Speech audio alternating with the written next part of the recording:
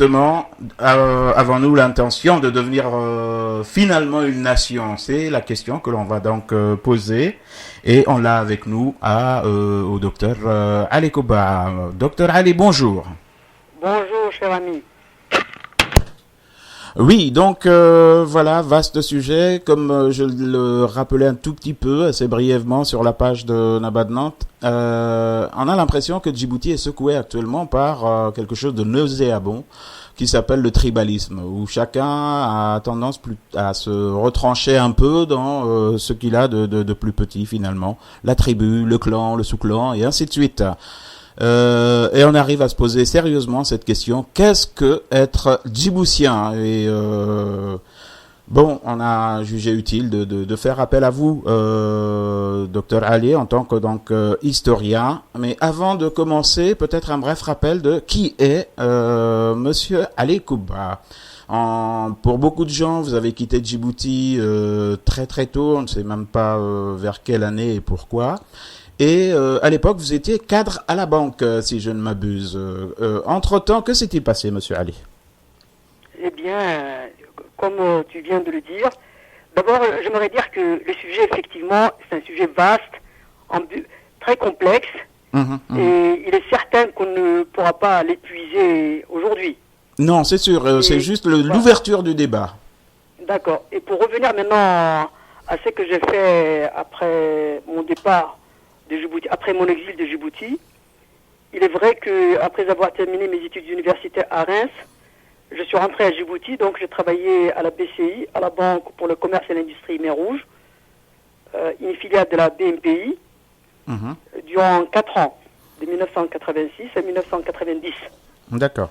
Donc j'ai quitté Djibouti fin 1990 pour m'exiler en France, et là j'ai poursuivi. J'ai continué mes études universitaires, mais en changeant de filière et de branche. D'accord. Donc, tout en travaillant, j'ai préparé une thèse d'histoire. Une thèse d'histoire qui portait sur la politique française à Djibouti de 1957 à 1957. Voilà. D'accord. Et maintenant, depuis 20 ans, je suis enseignant donc dans le département de la Marne. D'accord, enseignant donc dans le département de la Marne. Et là, voilà, j'espère que l'auditeur qui nous avait demandé justement quelques précisions va être satisfait. Passons dans le vif du sujet, si vous permettez, monsieur Ali. On assiste, comme je le disais, ces derniers temps à quelque chose de nauséabond dans les réseaux sociaux, entre Djiboutiens, là je parle, où on n'arrête pas de se jeter à la face, voilà, toi t'es pas djiboutien, toi t'es djiboutien, toi tu viens de un tel, toi tu viens de tel pays, jusqu'au président de la République qui, dans le journal Jeune Afrique, remettait en cause la djiboutianité de certains de ceux qu'on considérait comme des notables, à savoir la famille Boré. Et remettait en cause aussi la djiboutianité de tout un sous-clan Issa, les Yonis Moussa, les Odargob donc, qui à un moment donné il les a même traités de Pashtoun, en gros d'étrangers.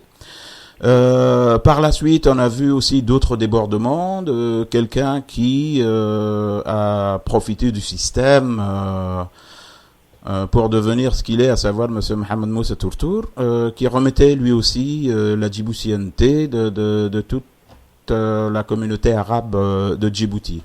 Toujours est-il que donc on s'est posé la question, et là on va essayer d'aborder le sujet tranquillement justement, pour savoir finalement qui est djiboutien. Bon, évidemment la question est vaste, on va donc essayer de segmenter un peu tout ça. Pour certains, et là aussi c'est encore un auditeur qui me le dit, n'est djiboutien que l'Afar ou le Issa. Les autres ayant un pays d'origine, on va dire, d'enracinement, à savoir le Yémen ou la Somaliland, ne peuvent pas prétendre à être djiboutiens. Qu'en pensez-vous? Que pense l'historien? Ah non, alors là, je ne partage pas du tout ce point de vue, dans la mesure où le mieux aurait été peut-être de faire l'historique, à mon avis, de ce que des différentes façons dont on a défini la djiboutianité, la citoyenneté djiboutienne dans l'histoire. C'est ça qui serait mieux. D'accord. Mais pour répondre directement à ta question, je dirais, non, il n'est pas forcément nécessaire,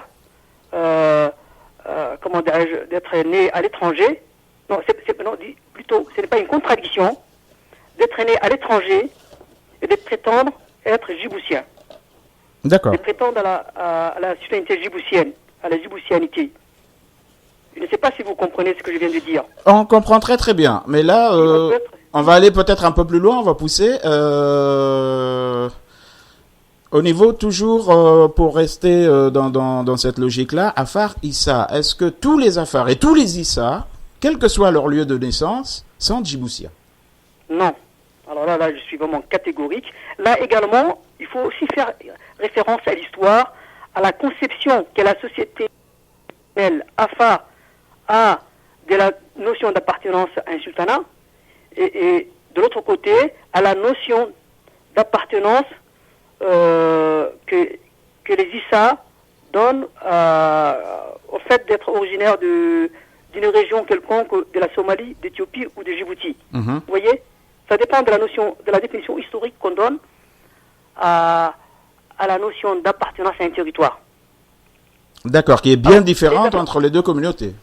Voilà, oui, il y a une différence énorme. Même, je dirais, on va peut-être y revenir, mais pour répondre d'abord à ta question, les Afars de Djibouti, ce sont les Afars dont les parents sont djiboutiens, qui sont nés à Djibouti, ou peut-être qui sont nés à l'étranger, qui sont venus à Djibouti et ont décidé de devenir djiboutiens.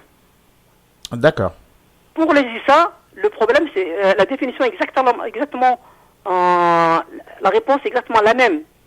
Sont djiboutiens, les Issa dont les parents sont djiboutiens, ou qui sont nés peut-être à l'étranger, mais qui sont venus à Djibouti, ont décidé de devenir djiboutiens, ont exprimé le désir de devenir djiboutiens. Vous voyez? D'accord, effectivement, la différence quand même, elle est énorme. Je veux dire, ce n'est pas automatique. Ce n'est pas du tout. Pas du tout. Les Afars de Djibouti, non, les Afars, attendez, inversons maintenant ce que je disais. D'accord. Les Afars qui sont nés en Éthiopie, les Afars qui vivent et qui sont nés en Érythrée, ne peuvent pas être djiboutiens. Ils fassent la démarche pour devenir djiboutiens. Vous voyez? D'accord. Les Issa qui sont nés en Somalie, ou qui sont nés en Somalie, qui vivent historiquement en Somalie et en Éthiopie, ne peut pas prétendre automatiquement à la nationalité djiboutienne. D'accord, et pourtant c'est malheureusement ce qui se passe actuellement. Sauf que, voilà, attention, sauf que depuis l'indépendance de Djibouti, le régime, présidé par Hassan Gouled, puis par son neveu Ismaël Marguelé, ont décrété que tous les Issa pouvaient devenir automatiquement djiboutiens du fait qu'ils soient nés Issa tout simplement. Vous voyez? Oui, et là on assiste à ça justement actuellement. Oui, mais pour ça, déjà, il faudrait expliquer que avec l'État post-indépendance, on a assisté en réalité à la continuité de la politique mise en place par la colonisation française dans la définition de la citoyenneté djiboutienne. C'est-à-dire? C'est-à-dire que il faudrait d'abord, en fait, sous la colonisation, l'administration française qui décrétait qui était djiboutien, qui ne l'était pas. Oui. Et à cette période, on peut la diviser en 4 parties en réalité. Avant 1945, les autochtones vivaient sous les statuts discriminants d'indigénats ou de colonisés, ou de populations colonisées. D'accord. Donc ils n'avaient aucun droit. Et certains, une toute petite, avaient des droits très restreints. Par exemple, mais à ce moment-là, les Arabes et les non-autochtones, jouant le rôle d'intermédiaire entre colons et colonisés, profitaient un tout petit peu du système. Ça, c'est la première période. La deuxième période, c'est après la Seconde Guerre mondiale, où on voit les premières institutions représentatives mises en place. À ce moment, une petite minorité acquiert le droit d'être intitulé citoyen français. D'accord. Ensuite, c'est la troisième période. C'est en 1950. Il y a la guerre entre les Issa et les Gadaboursi. Et à ce moment-là, la France donne une certaine priorité au fait d'être Issa et Somalie. D'accord. Et ensuite, bien sûr, arrive le référendum de 1958, la volte-face de Mahmoud Harbi qui demande l'indépendance immédiate. Et l'administration française va privilégier les Afars. Donc les Afars auront accès au marché du travail plus facilement. Ouais. Les élus Afars également ont une meilleure représentativité au niveau de l'Assemblée territoriale. Mais ce n'est pas fini. Et enfin, il faut ajouter la 5e période, c'est en 1967, la nouvelle dénomination de Djibouti, territoire français des Afars et des Issa, donne une définition complètement restreinte de la citoyenneté djiboutienne. Absolument. Puisque appartenir à l'ethnie Afar, tribu Issa, devient une caractéristique essentielle de la citoyenneté djiboutienne. Et donc, tout ça, c'est des relents de 1967, finalement. Exact. C'est quoi? Des relents, je veux dire, des relents de la colonisation qui nous datent d'à peu près 1967, si j'ai bien compris. Non, pas 1967. 1950. Non. Justement, en fait, non, attention. Le fait, oui, je vois ce que tu veux dire, mais si, on peut dire cela. Mais en même temps, c'est le fait que, sous l'administration française, on observe que l'identité ethnique, l'identité tribale sont instrumentalisées et par période, soit l'ethnie, soit la communauté, soit la tribu, apparaît comme un élément important pour accéder à la citoyenneté djiboutienne. Vous voyez? D'accord, oui. À l'indépendance, à l'indépendance, comme tu dis, il y a cristallisation, et là tu as raison, monsieur Nidal, de dire en fait, c'est la domination du territoire des Afars et des Issa qui devient une sorte de cristallisation après l'indépendance, mais cette fois-ci, la priorité est donnée à la communauté, à la tribu Issa.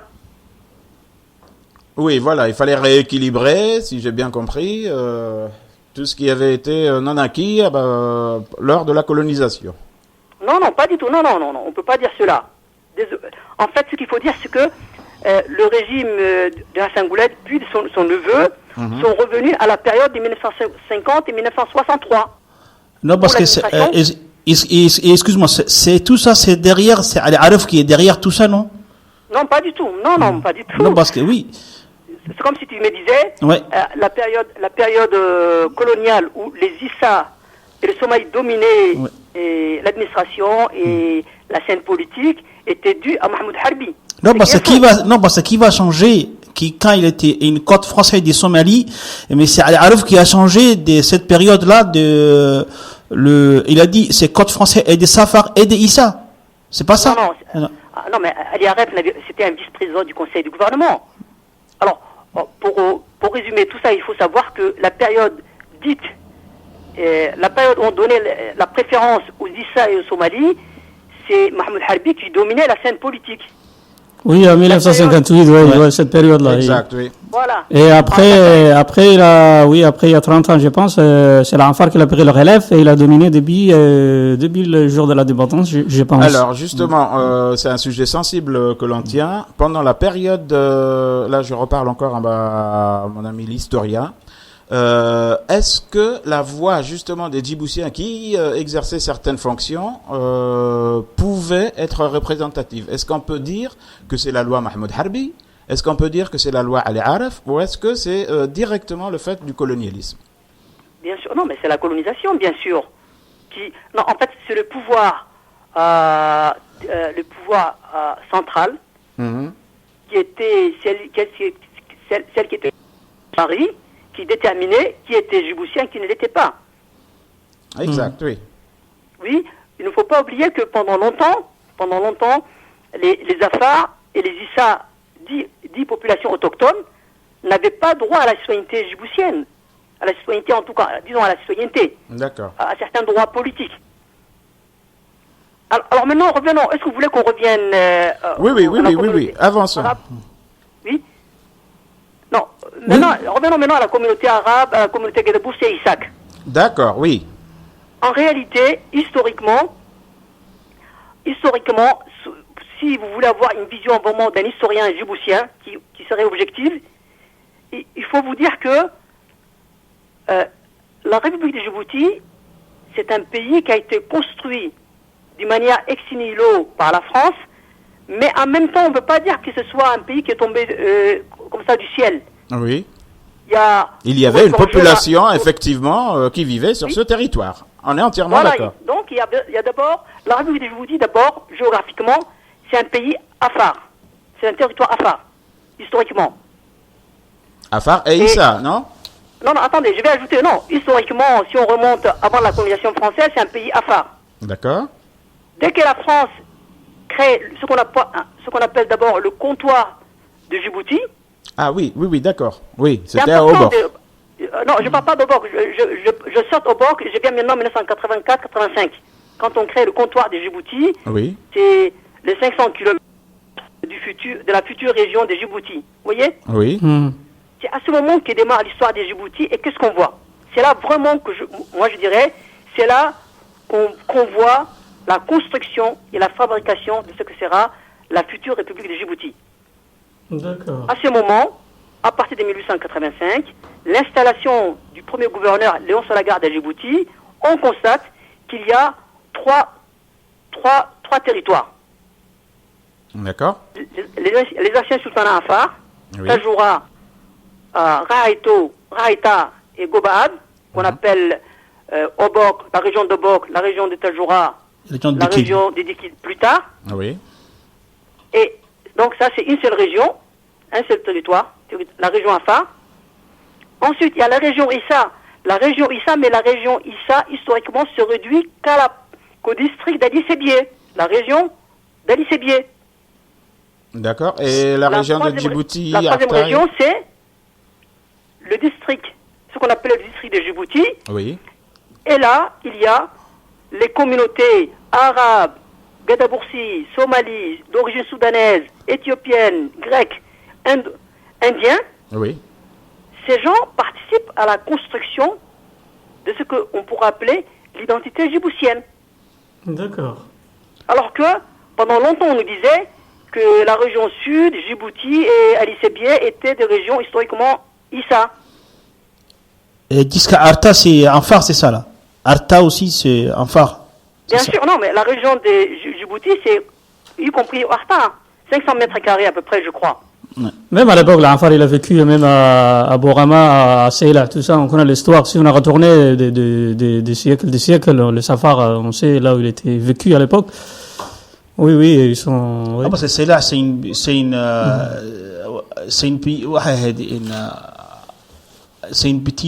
un grand ville de Madra, c'est une bord national. Voilà, c'est un grand port. C'est un grand port national. Et maintenant, pour revenir à nos histoires nationaux, justement, donc toutes ces régions-là ont été fédérées, plus ou moins, pour créer la future République de Djibouti. Exactement, voilà, c'est comme ça qu'il faut dire les choses. D'accord. Donc, ceux qui prétendent que les Arabes, les Gadaboursi et les Issac ne sont pas des Djiboutiens, par exemple, ce sont des gens qui oublient qu'en réalité, une identité, c'est d'abord quelque chose qui se construit avec le temps, avec l'histoire. Mais Ali Sébil, c'est quelle région? C'est la région des Somalie ou c'est la région de Djibouti, Ali Sébil? Non, uniquement, moi je parle du district d'Ali Sébié, hein, la région, ce que les Français appelaient à partir des années 60, le district d'Ali Sébié. D'accord. Non, parce que Djibouti aussi, dans le centre Djibouti, au Palace Milig, il y a... C'est là-bas, il y a des Issa aussi qui est déjà nomade qui est là aussi. Non, à l'époque, lorsque les Français sont installés pour la première fois à Djibouti, oui.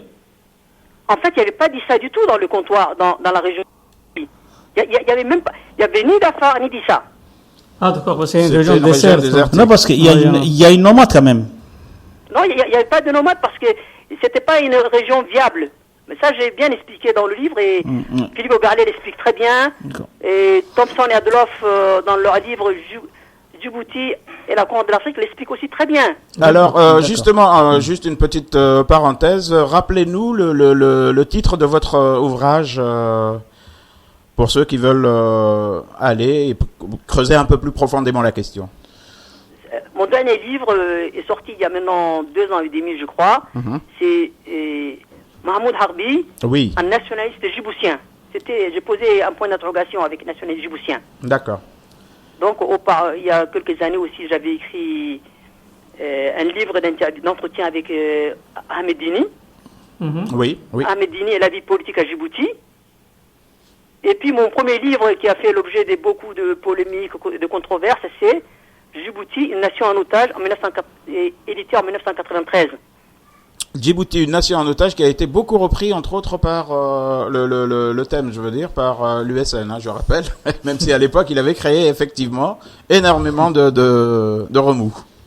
Oui, je sais, parce que, en fait, à l'époque, c'est justement, c'est dans mon premier livre que je parlais, le fait qu'il y a eu une politique de peuplement menée par Hassan Gouled, et aujourd'hui d'ailleurs qui continue avec Ismaël Omar Guelleh, qui consistait à attirer les immigrés d'origine Issa à Djibouti en leur disant que la République de Djibouti est un pays Issa. Effectivement, on assiste à ça aujourd'hui. Et alors, dans une Djibouti de demain, si on essaie de se projeter, sera djiboutien, donc qui sera djiboutien? À partir de quand peut-on devenir djiboutien? Et est-ce qu'il y a quelque chose d'écrit, de formalisé dans notre constitution? Alors là, je vais vous dire une chose en réalité. Pour moi, il y a la définition officielle de djiboutianité. Oui. Et la définition qu'en général, les intellectuels et les artistes peuvent essayer de diffuser au sein de la société djiboutienne. D'accord. Et je constate que la définition officielle de ce qu'est la djiboutianité aujourd'hui, c'est une conception qui est pervertie, et cette conception dont il faut également faire l'historique, hein, parce que elle est basée sur un corpus idéologique qui a tendance à affirmer que la République de Djibouti est Issa. Donc tous les Issa deviennent automatiquement djiboutiens. Et cette conception est incarnée à l'origine par Hassan Gouled, mais en même temps toute une classe politique, hein, qui va de Mahmoud, qui va je dirais, de Moumin Bahdon, jusqu'à Mohamed Jamaï Labé, et toute la classe politique Issa défendait et défend encore aujourd'hui cette conception. Et aujourd'hui, elle est incarnée par Ismaël Omar Guelleh et aussi tout son entourage. Ensuite, il y a une conception qu'un intellectuel comme moi ou quelqu'un comme toi, Nidal, peut développer, c'est le fait de dire que c'est vrai qu'il y a certaines constantes, certains éléments essentiels qui peuvent nous emmener à dire telle personne est automatiquement djiboutien. Par exemple, un Afar. Je vous donne un exemple d'Afar, vraiment, c'est l'exemple à la fois le plus simple, mais le plus complet que j'ai à l'esprit. Oui. Alors, c'est quoi pour un Afar d'être djiboutien? Mais attention, cette conception, tout en la partageant, je ne vais pas la défendre sur le plan politique, moi. Mais qu'est-ce que va dire un Afar de Djibouti, un Afar qui n'a pas une conception universaliste de ce qu'est la nation, de ce qu'est la citoyenneté? Oui, d'accord. Alors, pour un Afar, et djiboutien, c'est lui qui a déjà à Djibouti, c'est-à-dire dans les anciens sultanats de Rahaïta, de Tajoura et de Gobad, un territoire tribal ou clanique. Premièrement. D'accord. Comme vous pouvez le savoir, moi, Ali Kouba, j'ai un territoire qui appartient à ma tribu, à Djibouti, notamment le Mabla et toutes les pourtours du Mabla. D'accord. Voilà. Mais en même temps, moi, djiboutien de Djibouti, je peux te dire que Djibouti-Ville, tu es un étranger à Djibouti-Ville, tu n'as pas à venir chez moi. Non, attention, je termine avec l'Afar. D'accord, oui. Voilà. Mais en tant qu'Afar, donc, il faut d'abord avoir un territoire. C'est que aucune communauté à Djibouti ne peut prétendre. Si, la communauté Issa quand même. Pardon? La communauté Issa, vu qu'elle était quand même sur le district de Ali Sabih, de Holhol. Non, c'est pas pareil. Nidal, je vais te dire pourquoi c'est pas pareil, justement. Je te laisse continuer, pardon de t'avoir interrompu, je te laisse continuer ton raisonnement. Voilà, en fait, donc, un Afar, pourquoi? Quand je dis Quand je dis qu'il s'agit d'un territoire clanique, d'un territoire tribal, en réalité, après ça descend. Parce que moi, effectivement, dans la région de Mabla, j'ai une région qui appartient à ma tribu, qui est vaste. Mais en même temps, c'est une région qui est mon fief clanique, mon fief familial. J'ai un territoire que j'ai hérité de mes ancêtres et où personne ne peut habiter sans mon consentement. Le consentement de ma famille. D'accord. Voilà.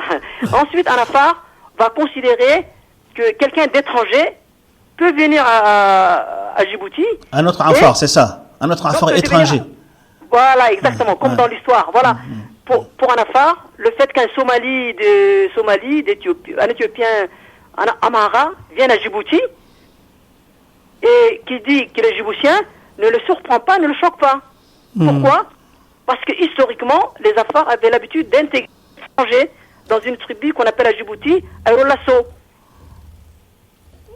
Est-ce que vous voyez? Oui, donc oui. c'est de l'intégration là, il faudrait peut-être même donner la recette à la France. D'accord, donc vous intégrez jusqu'à ce que... d'accord. Comme il y a beaucoup de familles, hein, vous savez, alors là je peux en citer beaucoup à Djibouti.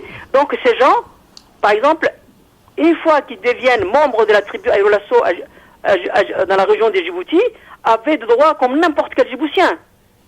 D'accord. Non, n'importe quel affaire. Ils ne sont pas obligés de maîtriser l'affaire à ce moment-là. La langue n'est pas importante. Vous voyez? Ce sont les droits que la personne acquiert qui est importante. Exact. Un affaire aujourd'hui à Djibouti considère que Anissa, qui est né en Éthiopie ou en Somalie, peut venir à Djibouti, demander la citoyenneté djiboutienne et peut le devenir. Mais à condition qu'il y ait une procédure légale. Vous voyez? D'accord, oui, bien, c'est ce que tout le monde demande. De toute façon, oui, il faut qu'il y ait des règles. Exactement. Ensuite, attention, ensuite il y a l'histoire. Uh-huh. C'est-à-dire que le passé est important. Les Afars considèrent que les Issa, les Arabes et les Gadeboursi ont fait des sacrifices comme les Afars pour défendre l'indépendance de Djibouti. D'accord. Donc ils ont un passé commun. Il y a aussi le fait qu'un Afar qui est né à Djibouti parle un peu le somali, l'arabe et le français sur le plan administratif. Et ça crée une culture commune. D'accord. Voilà, parlons de culture ensuite, commune. Voilà, ok. Voilà, ils ont une culture commune, ils ont ce qu'on appelle un imaginaire culturel commun. Vous voyez, par exemple, si moi j'entends une chanson d'un chanteur somali de Djibouti, ben écoute, c'est quelque chose qui m'est familier et ça me touche. D'accord. Parce que ça, je connais dans mon enfance, donc je sais ce que c'est. D'accord. Mais là, on va revenir exactement à la même chose. Je veux dire, chez les Issa, c'est quasiment pareil. Il y a le Har Issa, la façon de pouvoir aussi devenir Issa Sorra ou de se faire adopter ou de. Mais est-ce que dans la nation là actuelle, on est quand même en train de vivre au 21e siècle, autant d'internet et autres, on va revenir à ces anciennes notions. Est-ce que tout le monde ne peut pas se débarrasser de tout ça et puis que l'on puisse discuter entre êtres civilisés, je veux dire, et avoir une constitution commune qui ne tienne pas compte. Moi, je veux bien, tu es de Mabla et autres, mais moi, Djiboutien, si j'ai envie de venir et puis avoir moi aussi ma maison et puis peut-être une petite entreprise à Mabla, est-ce que je le peux? Non, en fait, maintenant, on sort complètement du sujet parce que, en fait, il fallait que je poursuive mon raisonnement jusqu'au bout. Mais, en tout cas, je crois que les Djiboutiens comprennent tout cela. Mais je dirais autre chose. Attention, on ne peut pas mettre sur le même plan le Har Issa et la tradition politique et historique des Afars. Alors, vous allez me dire pourquoi. En fait, le Har Issa, tel que nous, les Djiboutiens, l'avons connu, a été écrit par un intellectuel djiboutien. Je dis djiboutien, vous voyez, je dis pas que... Oui. étranger. Voilà. Parce que ça n'a aucun... Ce débat, pour moi, n'a pas vraiment de sens. D'accord? D'accord. Alors, ce livre a été écrit dans un contexte particulier où il a permis de légitimer l'idéologie conçue et établie à Djibouti par Hassan Gouled Abtidon. Par Hassan Gouled à l'époque, oui, effectivement. Oui, en fait, le livre est en lui-même, le livre est un très bon livre. Il m'arrive souvent de le relire. Mais il n'empêche que il entre dans un corpus idéologique qui me révolte et qui me répulse. Ouais, c'était la justification Du tribalisme établi à du Djibouti. tribalisme, absolument. Voilà, vous voyez. Mais je fais la part des choses entre le livre en lui-même, le contexte dans lequel il est apparu, et ensuite l'usage et l'exploitation que le régime en a fait. Vous voyez. D'accord. Et alors maintenant, quel est vous et moi avant la conception des Djibouti? Je me permets de dire vous et moi. Pour nous, n'importe quel étranger peut venir à Djibouti et solliciter l'accès à la citoyenneté djiboutienne, et il va être accepté à condition que cette acquisition de la nationalité soit encadrée par des lois, par des règles. Et que ces règles soient les mêmes pour tous. Je Pour veux tout dire le que monde. pour le Yéménite qui débarque, pour le Somalilandais, pour l'Éthiopien ou pour l'Afar qui nous vient d'Érythrée ou d'Éthiopie. Exactement. D'accord. Alors, maintenant je reviens à la définition qu'en donne le chef de l'État. Mhm. Alors lui, il considère que certains clans, comme tu le disais Nidal, Oui. Odahgoub, par exemple la tribu Odahgoub, Entre et autres. que certains individus, anciens hommes d'affaires et autres opposants politiques, ne peuvent pas candidater à l'élection présidentielle parce qu'ils auraient acquis la nationalité française, la nationalité djiboutienne plus tard, Voilà. après l'indépendance de Djibouti. C'est ça qu'il dit. Oui, exactement. Eh bien, je vais vous dire une chose. Et cela va vous paraître paradoxal, mais ce ne l'est pas. Ismaël Omar Guelleh a raison. Ah. Alors, pourquoi il a raison? Non, mais ce qu'il y a de fantastique, c'est que c'est la toute première fois que M. Ali Kouba dit que exactement. Ismaël Omar a raison. Ça va entrer dans les annales. Oui. Non, mais attention. Mais il faut maintenant suivre mon raisonnement. Oui, Alors, oui. pourquoi il a raison? En réalité, la majorité écrasante des Issa qui ont été naturalisés après l'indépendance n'ont pas été naturalisés d'une manière régulière et légale. Mhm. Parce que Hassan Gouled et son neveu avaient besoin des Issa pour pouvoir marginaliser les Afars, les Issa, les Arabes et les Issa de Djibouti. Oui. C'est tout simplement, donc, les Issa étrangers ont été instrumentalisés et ils n'ont pas pu accéder à une naturalisation légale qui leur aurait permis de contester aujourd'hui la position du président de la République. D'accord. Ces gens, aujourd'hui, ils portent des faux noms, ils ont une fausse nationalité, ils ont acquis indûment la nationalité djiboutienne, d'où le président djiboutien, paradoxalement, lui qui est d'origine étrangère, mais bon, ça c'est une autre histoire, d'accord? Mhm. Il se permet de dire aujourd'hui, légalement, que ces gens n'ont pas droit à certains droits politiques parce que, il est vrai, ils ne l'ont pas acquis selon les règles légaux, selon les règles légales. D'accord. Parce qu'il n'y a pas de loi, c'est pour ça. Il n'y a pas de loi de nationalité pour qui est le droit, c'est ça. Non, mais attention, si. Par exemple, à Djibouti, le fait de devenir militaire, par exemple, vous donne automatiquement l'accès à la citoyenneté djiboutienne. D'accord. D'accord. Mais quelle validité et quelle valeur peut-être donner à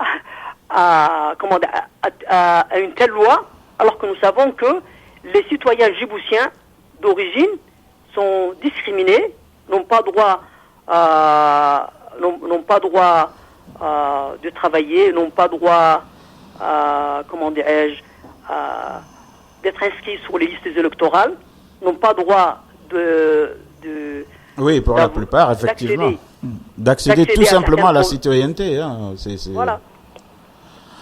D'accord, écoutez, merci beaucoup. Ça fait, il est 15h03. Si vous avez juste un petit mot peut-être à rajouter, Monsieur Ali Kouba. Alors, dernière question. Je crois que lorsque on veut définir la citoyenneté djiboutienne, être djiboutien, en réalité, il ne faut pas parler du territoire, il ne faut pas parler de la religion, bien que la religion musulmane soit un élément important. Chez nous, bien sûr, oui. C'est vrai ça. Voilà, à mon avis, ce qui est important, c'est notre passé, notre présent et notre avenir. Mhm. Il faut qu'on partage au minimum certains faits historiques qui nous réunissent et pour lesquels nous avons fait des sacrifices. Il faut que nous ayons plus ou moins les mêmes héros les mêmes martyrs. Bien sûr. Mais il faut surtout, comme dit Ernest Renan, c'est un politicien français qui a développé très très bien ce qu'on appelle la notion de la... il se demande qu'est-ce qu'est la nation. Alors il dit, la nation, c'est un plébiscite de tous les jours. Il veut dire par là qu'on ne peut pas proposer une définition figée de la citoyenneté djiboutienne, de ce qu'est la djiboutianité. C'est quelque chose aujourd'hui... Qui doit évoluer, c'est quelque chose de vivant. Exactement. Tous les Djiboutiens, que ce soit Afar, Somali et Arabes, il faut en fait que nous vivions d'une manière harmonieuse ensemble, mais il faut aussi que nous souhaitions, d'un consentement mutuel, souhaitions et désirions vivre ensemble pour l'avenir. Merci en tout cas pour ces superbes mots de fin. On va continuer bien entendu ces débats et merci d'avoir répondu présent à notre appel et d'avoir été donc le tout premier. Vous avez ouvert le feu et de façon extraordinaire. Merci beaucoup, Monsieur Ali. D'accord, merci. C'est moi qui vous remercie. Au revoir, monsieur. Merci. Dames. Au revoir. Au revoir et merci. Au revoir.